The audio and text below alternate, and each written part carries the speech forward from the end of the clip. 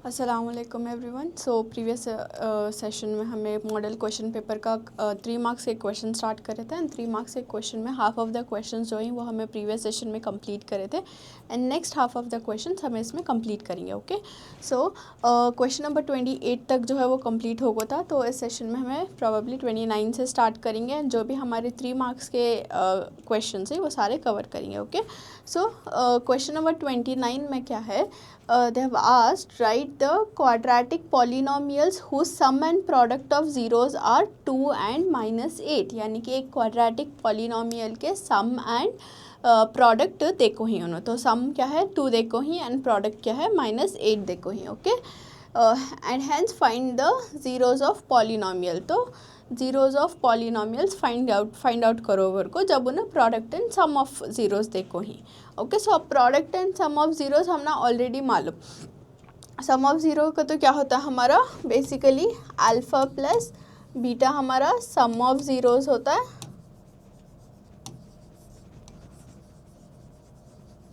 And alpha into beta हमारा क्या होता है प्रोडक्ट ऑफ ज़ीरोज़ होता है।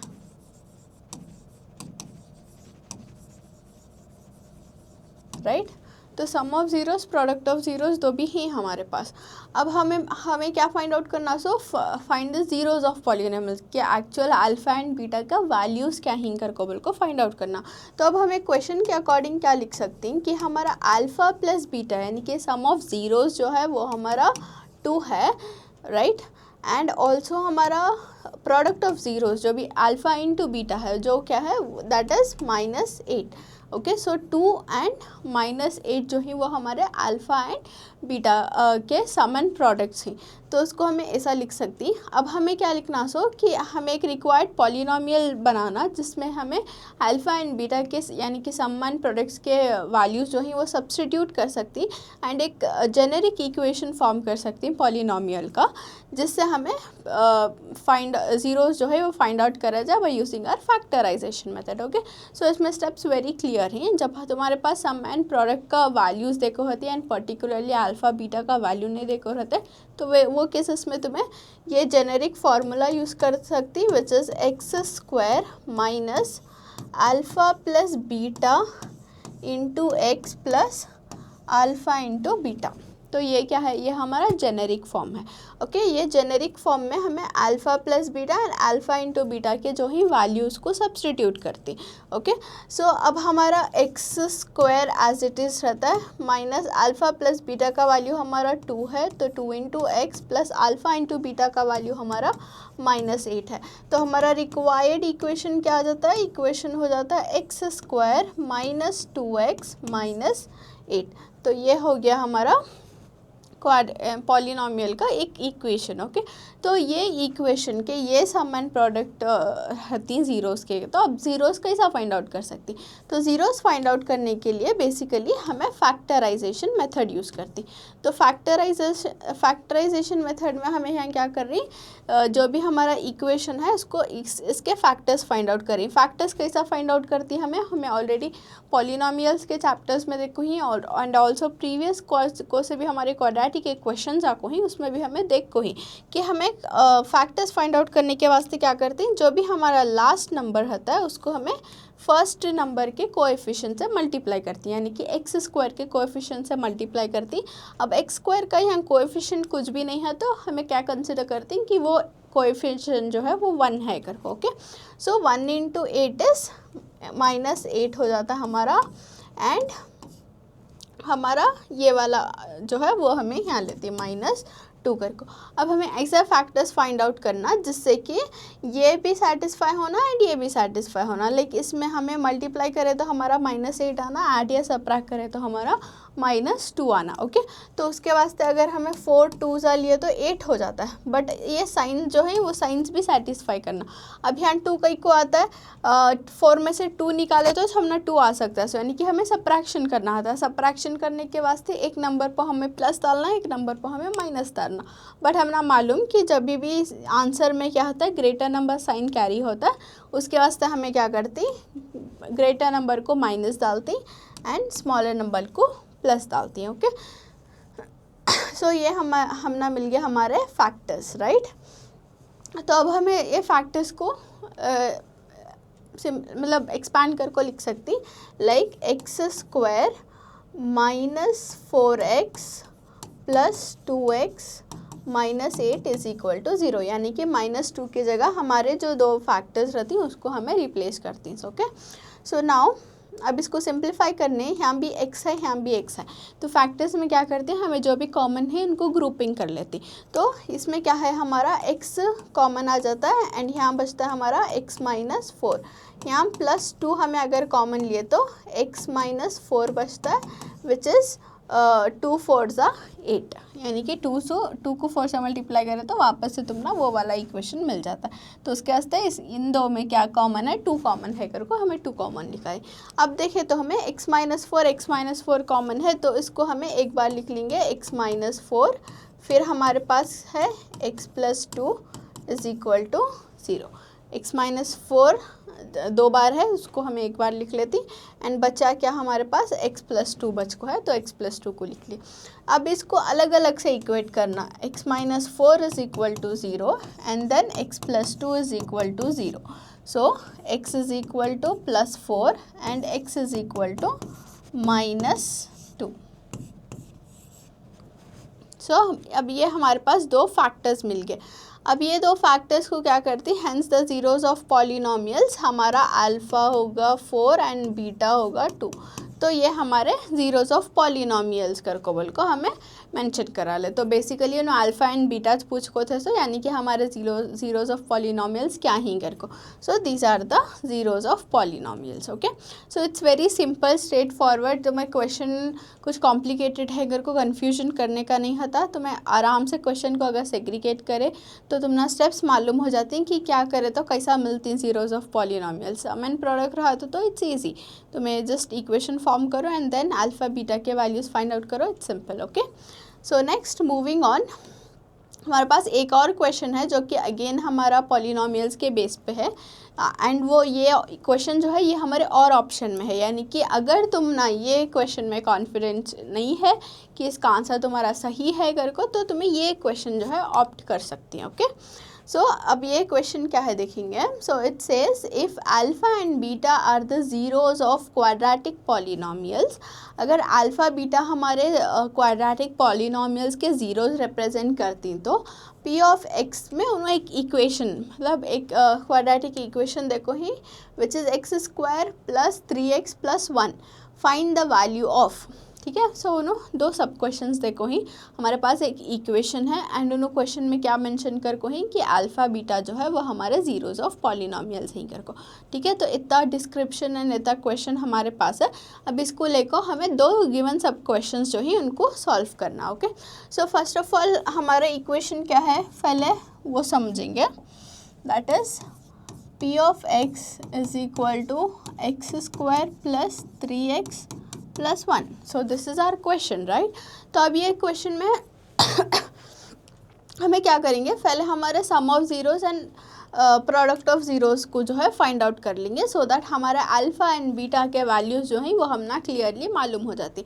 तो अब हम ना कोएफिशिएंट्स मालूम कि a का वैल्यू क्या आता है, इसमें से 1 आता है, बिकॉज हमारा स्टैंडर्ड फॉर्म अगर तुम्हें देखें तो it is ax square plus b x plus c is equal to 0. ये हमारा स्टैंडर्ड फॉर्म है ना. तो स्टैंडर्ड फॉर्म से एक्स का जो भी कोएफिशिएंट रहता है वो ए रहता है. तो अगर ए का वैल्यू यहाँ पे क्या है, ए का वैल्यू 1 है. सिमिलरली बी का वैल्यू क्या है, 3 है एंड सी का वैल्यू क्या है, 1 है. ओके, सो ये हमारे बेसिक कोएफिशिएंट जो ही वो हमें एक्सट्रैक्ट कर लिए इक्वेशन से, राइट. अब हमें क्या करेंगे, सम ऑफ ज़ीरोज़ फाइंड आउट करेंगे. सम ऑफ ज़ीरोज़ का अल्फ़ा प्लस बीटा हमेशा क्या होता है हमारा माइनस बी बाय ए आको हमारा अल्फ़ा प्लस बीटा मतलब सम ऑफ ज़ीरोज़ फाइंड आउट करने का फॉर्मूला के जैसा हमें यूज़ करती. तो -3/1 विच इज़ -3. सिमिलरली हमारा प्रोडक्ट ऑफ ज़ीरोज़ क्या आता है, product of zeros is equal to alpha into beta which is c/a, जिसका फॉर्मूला हमें c/a से डिनोट करती है, right. So C by A is, C का वैल्यू इज़ 1, ए का वैल्यू इज़ 1, तो हमारा प्रोडक्ट हो गया 1, सम हो गया -3 एंड प्रोडक्ट क्या हो गया -1 हो गया। तो इतना तो हमें बेसिक कर लिए। अब इसके बाद जो है हमारे जो सब क्वेश्चन है उनको हमें अगर देखें तो फर्स्ट सब क्वेश्चन है हमारा 1/α + 1/β। तो 1/α + 1/β क्या है कर को बोल को, तो 1/α + 1/β बेसिकली हमें कैसे सॉल्व कर रहे हैं, 1/β ये हमें फैक्ट मतलब फ्रैक्शंस में ही, तो फ्रैक्शन के एडिशन के जो भी रूल्स रहती हैं वो हमें अप्लाई करती है। दैट इज़ डिनोमिनेटर में आ जाता है अल्फ़ा इंटू बीटा, फिर 1 इंटू बीटा क्या हो जाता है, बीटा हो जाता है, फिर 1 इंटू अल्फ़ा क्या हो जाता है, अल्फ़ा हो जाता है। सो this is beta plus alpha, alpha into beta हो जाता है। तो अल्फ़ा प्लस बीटा का वैल्यू तो हमने मालूम कि it is -3 and alpha into beta का वैल्यू इज़ मालूम हमने कि वो क्या है, -1 है। तो 1 है, तो बेसिकली इसका आंसर क्या हो गया, -3 हो गया। यानी कि जो भी फर्स्ट सब क्वेश्चन उन्होंने देखो थे उसका आंसर हमने -3 मिला। सिमिलरली अगर हमें सेकेंड सब क्वेश्चन सॉल्व कर रही which is α² beta plus alpha into beta, तो इसमें क्या कर सकती हैं हमें, अगर हमें देखें तो दो में भी अल्फ़ा बीटा क्या है, कॉमन है, तो अल्फ़ा बीटा कॉमन ले लेती हैं दो में से भी, एंड यहाँ पे हमारे पास एक्स्ट्रा एक अल्फ़ा है एंड यहाँ पे शायद हमारे पास एक्स्ट्रा यहाँ पे हमारे पास एक्स्ट्रा बीटा है। तो ये हो जाता है हमारा अल्फ़ा प्लस बीटा। तो अल्फ़ा इंटू बीटा ब्रैकेट में alpha plus beta, alpha into beta का वैल्यू हमने मालूम कि it is 1 and alpha into alpha plus beta का वैल्यू हमने मालूम इट इज़ -3। So 1 3 = 3 is -3। तो इसका आंसर भी क्या आया हमारा, -3 आया। बहुत ज़्यादा सिंपल ईजी क्वेश्चन है, मतलब 3 मार्क्स इसको तुम्हें इजीली स्कोर कर सकती, जस्ट दैट तुम ना कंसेप्ट मालूम रहना और तुम्हें कैसा आंसर फाइंड आउट कर सकती वो मालूम रहना, ठीक है। So it is again easy. Again तुम्हें ऐसे क्वेश्चंस में कहेंगे अगर ज़ीरोज़ फाइंड आउट कर रही तो सम एंड प्रोडक्ट्स फाइंड आउट कर लियो, एंड अगर सम एंड प्रोडक्ट्स देखो ही तो ज़ीरोज़ फाइंड आउट कर लियो, इट्स वाइस वर्सा। तो तुम्हें ईजीली इसको सॉल्व करे जाए, okay. Moving on to question number 30। तो क्वेश्चन नंबर 30 क्या है हमारा, बेसिकली एक ट्रायंगल के कॉन्सेप्ट का क्वेश्चन है which is ABC is a right angle triangle. ABC जो है वो हमारा राइट एंगल ट्रायंगल है। If BAC is 90 degree and BAC यानी कि A का जो भी हमारा क्या बोलती है हमें एंगल देखे तो इट्स 90 डिग्री, यानी कि राइट एंगल है कर को बोल रही, and AD is perpendicular to BC। AD जो है वो AD लाइन जो है वो BC के परपेंडिकुलर है, यानी कि वो अगेन 90 डिग्री में है। Then show that AB² is equal to BC into BD। सो AB² जो है BC इंटू BD, ये ऐसा सिमिलर क्वेश्चन जो है हमें ऑलरेडी एक्सरसाइज प्रॉब्लम्स में सॉल्व कर को ही ट्रायंगल्स के चैप्टर में। सो इसको क्विकली एक बार देख लेंगे कि कैसा होता है। तो बेसिकली ऐसे क्वेश्चंस को तुम्हें क्या करना होता है, स्टेप्स फॉलो करना होता है, यानी कि तुम्हें गिवन डेटा लिखना, फिर तुम्हें क्या प्रूफ कर रही लिखना, फिर तुम्हें एक्चुअल प्रूफ में क्या मतलब कैसा डालना चाहते हैं प्रूफ वो लिखना। ओके, सो फर्स्ट गिवन में क्या है, एक तो उन्होंने बोल रही हैं कि ABC जो है वो एक हमारा राइट एंगल ट्रायंगल है जहाँ ए कने राइट एंगल हो को है, यानी कि एंगल ए इज़ 90 डिग्री। तो उसके वास्ते BAC is equal to 90 degree लिखें, जो कि ऑलरेडी उन्होंने क्वेश्चन में मेंशन कर को भी है, राइट। एंड नाउ एक और चीज़ उन्होंने मेंशन करी, that is AD is perpendicular to BC। AD जो है वो BC के परपेंडिकुलर है कर को, राइट। सो अब हमें प्रूफ करना क्या, AB² is equal to BC into BD, ये जो है वो हमें प्रूफ करना। सो तो हमें यहाँ डायग्राम ड्रॉ कर लेंगे।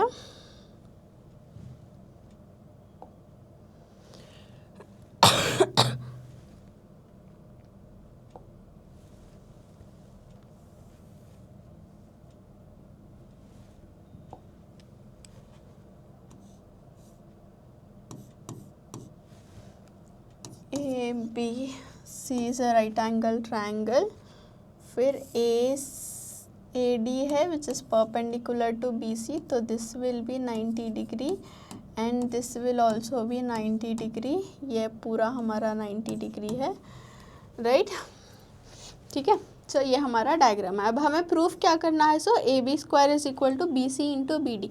तो बेसिकली हमें इसको प्रूफ करना। सो इसको प्रूफ करने के वास्ते हमें प्रूफ देखेंगे जिसमें हमें सेट ऑफ ये यूज़ करती रूल्स यूज़ करती बाय यूजिंग द ट्रायंगल्स के चैप्टर्स। तो ट्रायंगल्स के चैप्टर्स में हमें बहुत सारे कॉन्ग्रुएंसी रूल्स देखे, फिर हमें बेसिक प्रोपोर्शनैलिटी थ्योरम का रूल देखे, एंड ऑल्सो अपना पाइथागोरस का रूल मालूम है, and inverse of basic proportionality theorem भी हमें ऑलरेडी देखो ही। ओके, सो अब इसमें क्या है, हमें प्रूफ में 2 ट्रायंगल्स कंसिडर कर रही हैं। एक तो बी डी ए, ये वाला हमारा ट्रायंगल 1, एंड बी ए सी, ये ओवरऑल जो है वो हमारा ट्रायंगल 2 है। तो 2 ट्रायंगल्स का कंसिडर कर रही है, 2 ट्रायंगल्स को कंपेयर कर रही है। ओके, सो अब इसमें क्या है, बी आ को दो ट्रायंगल्स का भी एक कॉमन साइड है, यानी कि ये ट्रायंगल में भी हमारे पास बी है, एंड हमारा ओवरऑल ट्रायंगल जो है उसमें भी हमारा बी है।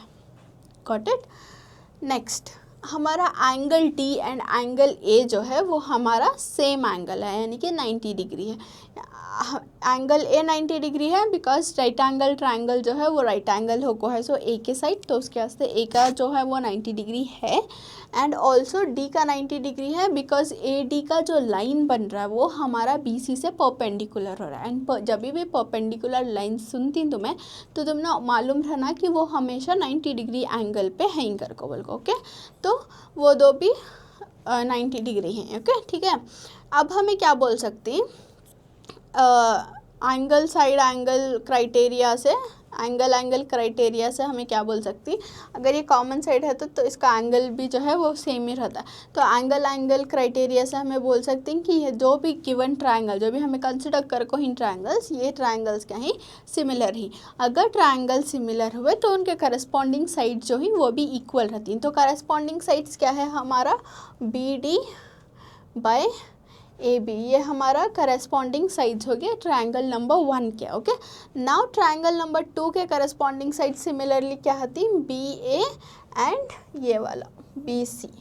ये एंगल, ये साइड तो सेम रहता बिकॉज ये 2 भी ट्रायंगल में ये साइड तो कॉमन है। ठीक है, तो इसके करस्पॉन्डिंग साइड्स क्या ही इक्वल है, इनकर को बोल को हमें बोल रही। अगर करस्पॉन्डिंग साइड्स इक्वल है तो इसमें हमें क्या करती, क्रॉस मल्टीप्लाई कर रही। जब हमारे पास करस्पॉन्डिंग साइड्स हैं like B D by A B is equal to B A, या फिर A B is again same, so A B by B C लिख रही हूँ मैं। अब इसको हमें अगर क्रॉस मल्टीप्लाई करें तो ये हो गया हमारा A B into A B is equal to B D into B C, right. तो अब A B into A B हमें क्या लिख सकती हैं, A B into A B हमें ए बी स्क्वायर लिख सकती हैं is equal to B D into B C, which is दोनों ऑलरेडी क्वेश्चन में पूछ को थे, यानी कि 2 प्रूफ में हमें ऑलरेडी लिख को ही A B square is equal to B C into B D. तो क्रॉस मल्टीप्लाई करने के बाद हम ना वो मिल गया। ओके, सो उसको बाद में just concluded, hence proofed. Okay, moving on to the next question. So next question है हमारा एरियाज़ रिलेटेड टू सर्कल्स है। तो एरियाज़ रिलेटेड टू सर्कल्स में हमें क्या दिखे थे, हमें सेक्टर एंड सेगमेंट के फार्मूलाज देखे थे, एंड हमें जो एप्लीकेशन बेस्ड प्रॉब्लम्स है मोस्टली हमारे वही थे, यानी कि right application based problems like हमारा ब्रोच का क्वेश्चन हो जाता है, या फिर हमारा हॉर्स को टाई कर को ही ना वो question. So mostly areas related to circle में तो हमारा एप्लीकेशन बेस्ड क्वेश्चन थे जो कि हमें ऑलरेडी सॉल्व कर को ही, एंड एक क्वेश्चन ये है जो हमें अब सॉल्व करेंगे। Okay, so the minute hand of a wall clock is 18 centimetre long, यानी कि एक क्लॉक है। अब क्लॉक के तो तुमने बेसिक वो मालूम कि क्लॉक में क्या होता है, हमारे पास एक मिनट हैंड रहता है, एक आवर हैंड रहता है, एक सेकेंड वाला हैंड रहता है, राइट। सो मिनट हैंड का लेंथ देखो ही विच इज़ 18 सेंटीमीटर।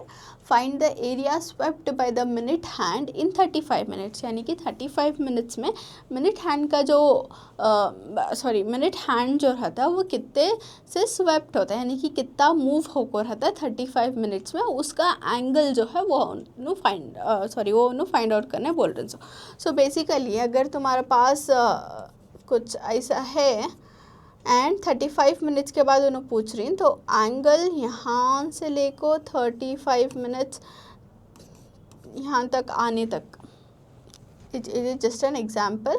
तो यहाँ से यहाँ तक आने तक का एंगल क्या है कर को, स्वेप्ट एंगल क्या है पूछ रहे हैं, सुनो।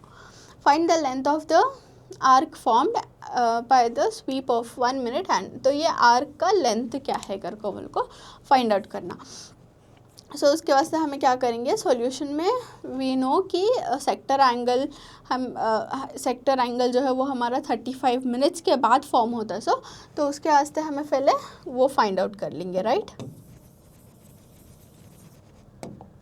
सो सेक्टर एंगल फॉर्म हमारा 35 इंटू 360, बिकॉज क्लॉक क्या होता है वो पूरा क्लॉक का हैंड जो होता है वो पूरा 360 डिग्रीज घूमता है। सो डिवाइडेड बाय 35 मिनट्स का हमें अगर काउंट कर रही तो टोटल मिनट्स कितने रहती है 60 मिनट्स रहती, 60 मिनट्स। सो इसको अगर हमें कैंसिल करें 6 1 जा 6 6 जा 35 इंटू 6 विल बी 35 इंटू 6 210 जो है वो हमारा एंगल है, राइट। 210 हमारा टीटा का वैल्यू हो जाता है basically. So theta is equal to 210। अब हमें एरिया स्वेप्ट यानी कि जितना मूव हो है उसका एरिया फाइंड आउट करती।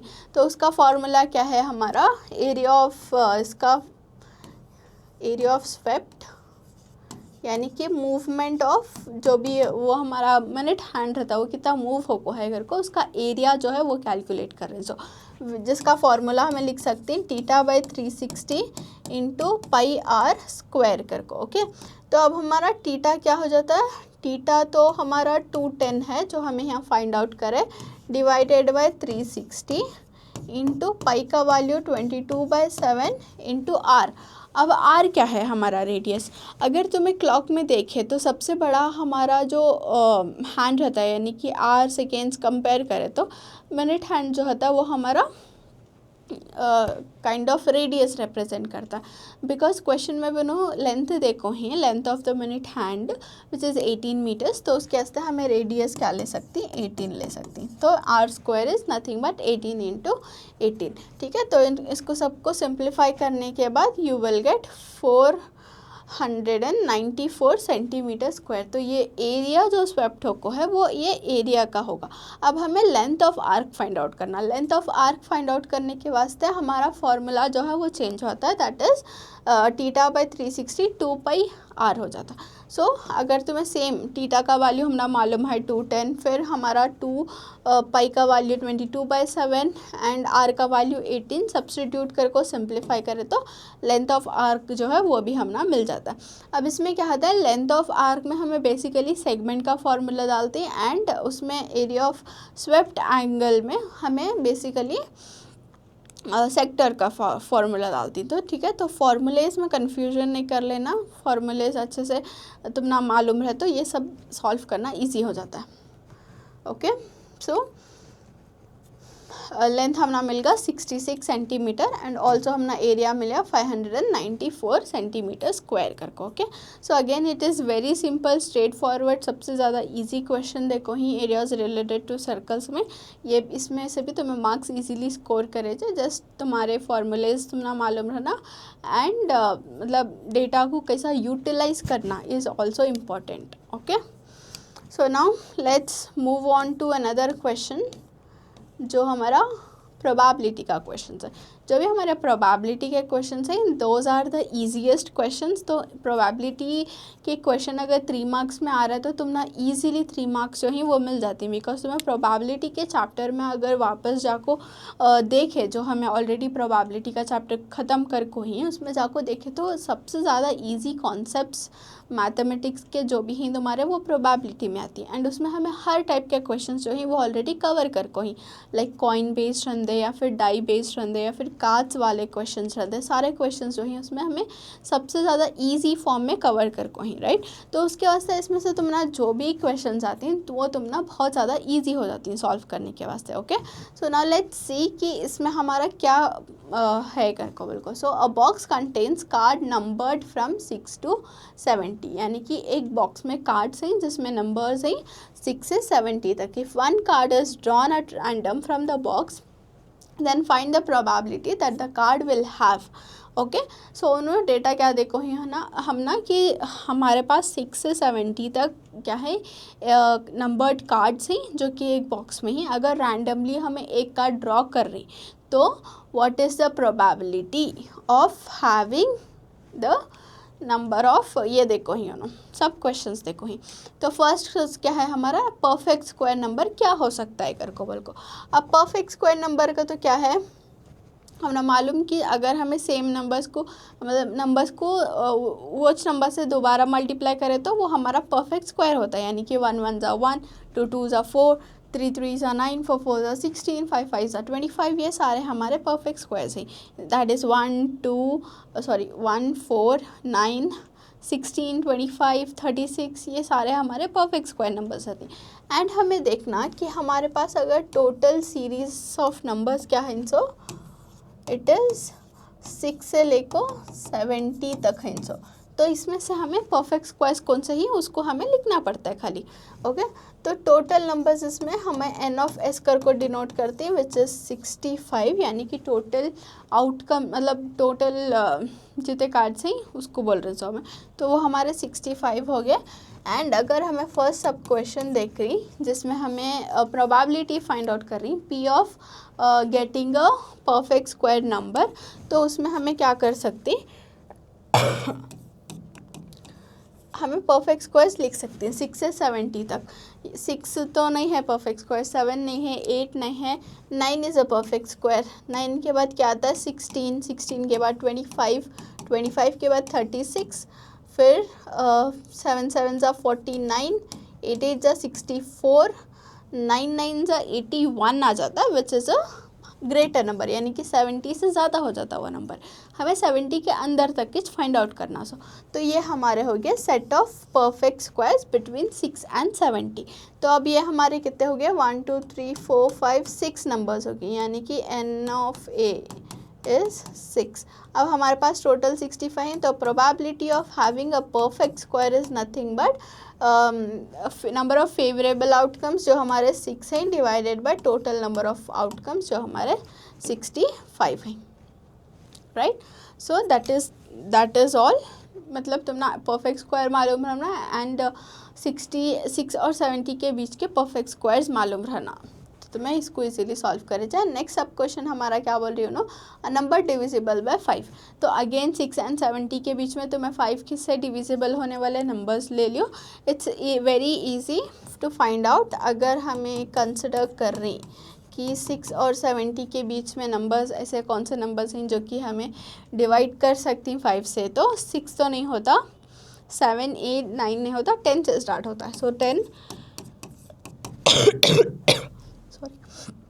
10 15 20 25 30 35 40 45 50 55 60 65 एंड 70।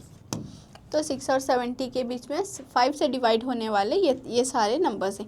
अगर इनको तो मैं काउंट करें तो ये हमारा हो जाता है n of B is nothing but 13, यानी कि फेवरेबल आउटकम्स कहते हैं हमारे 13 हैं divided by total number of outcomes कहते हैं हमारे 65 हैं। तो अगर इसको डिवाइड करें 13 1 ज़ा 13 एंड 13 5 ज़ा 65। Okay so this is done.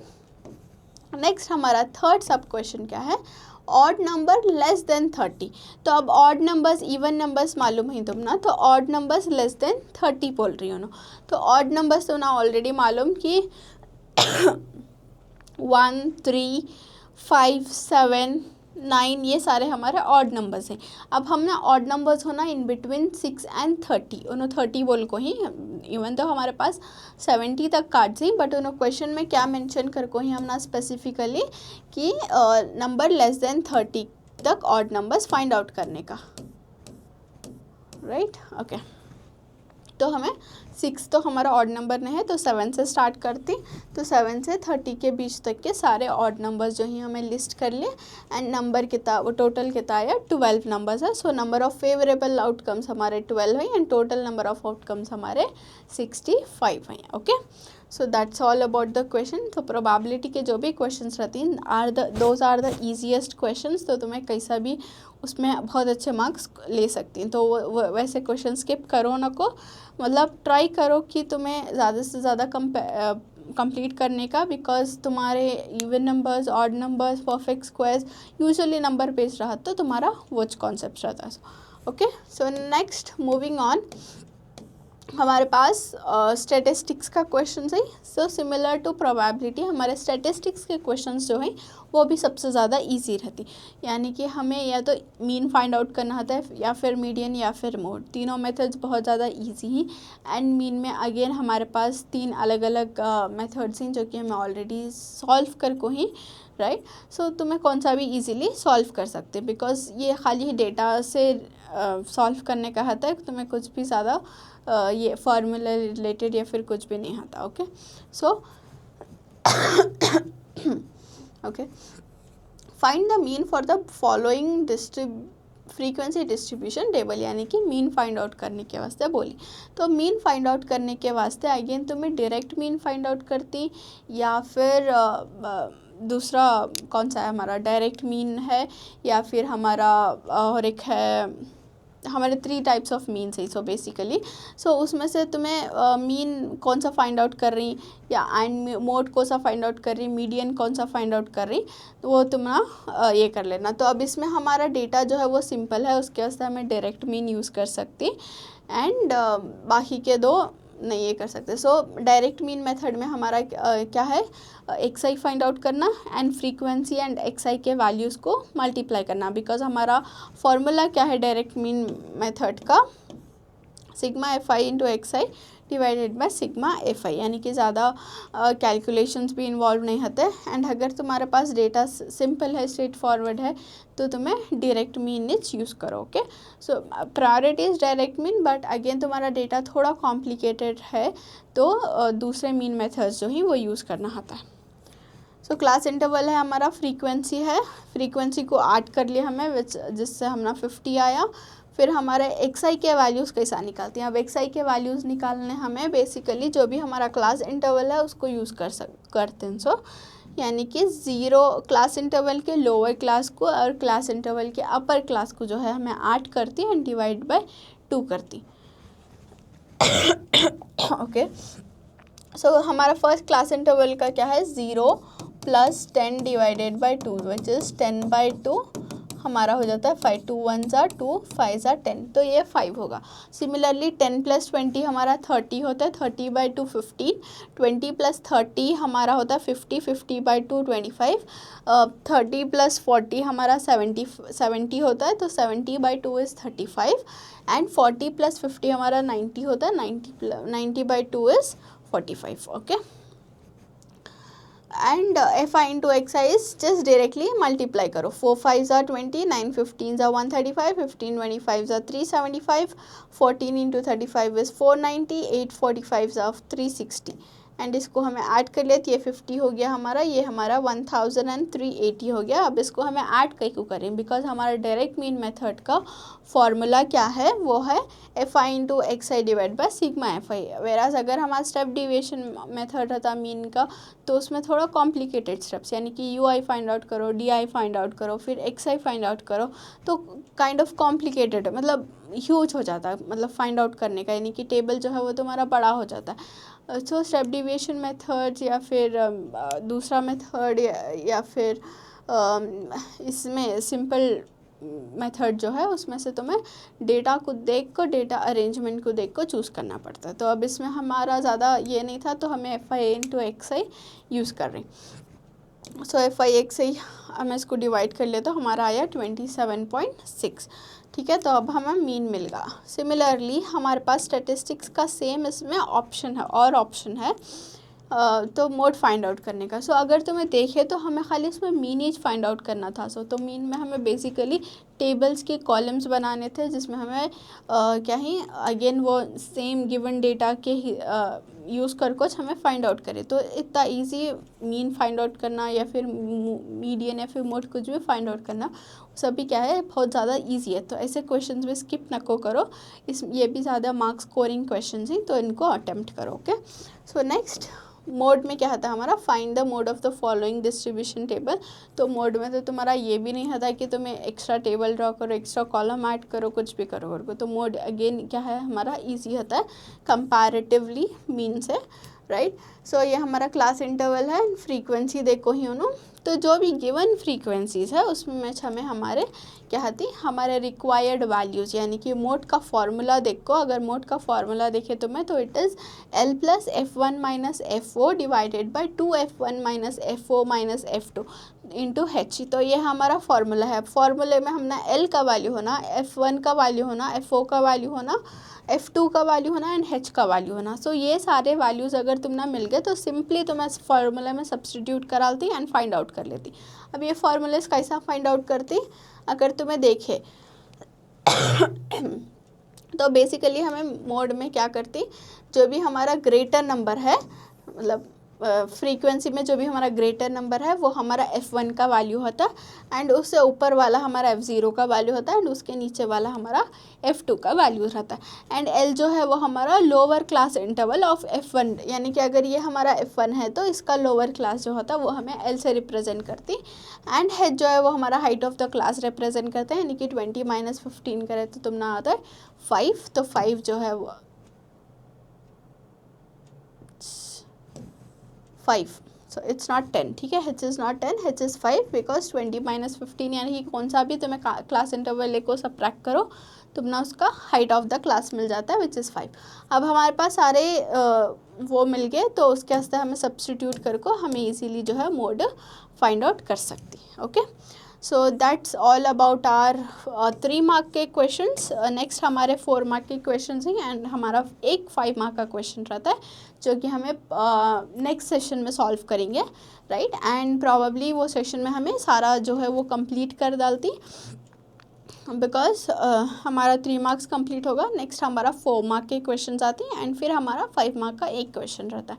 तो ये हमारा बेसिक जो तुम्हारा एग्ज़ाम का पेपर आता है तो वो भी इसी फॉर्मेट में आता है अगर को मॉडल पेपर्स देखो रहते हैं। सो एंड ऐसे लेवल के की डिफ़िकल्टी लेवल के ऐसे क्वेश्चंस जो तुम एक्सपेक्ट कर सकती हैं अगर को बोल को just for your prepare, just for तुम्हें प्रिपेयर होने के वास्ते तो माना ये प्रैक्टिस के लिए आता है, ठीक है। सो मेक श्योर कि तुम्हें सारे जो भी 3 मार्क के क्वेश्चन हैं उनको अच्छे से सॉल्व करी। हमें ऑलरेडी 1 मार्क 2 मार्क कवर कर को ही, दिस इज़ 3 मार्क्स के 2 सेशंस में हमें कवर करें। तो इसको सॉल्व करो and I will see you in the next session with 4 mark के क्वेश्चंस। एंड 4 मार्क के क्वेश्चंस के साथ हमें एक जो हमारा 5 मार्क का क्वेश्चन होता है एग्ज़ाम पेपर में उसको भी सॉल्व करेंगे। Okay, so keep practising and बाकी के मॉडल क्वेश्चन पेपर के भी क्वेश्चन जो ही वो तुम्हें इसको सॉल्व करे के बाद उसको ट्राई करो तो तुम्हारी प्रैक्टिस भी हो जाता है एंड तुम्हें थोड़ा कॉन्फिडेंस भी मिल जाता है कि you are able to solve it करके। Okay, so keep practicing and I will see you in the next session with the 4 mark questions. Until then, thank you everyone.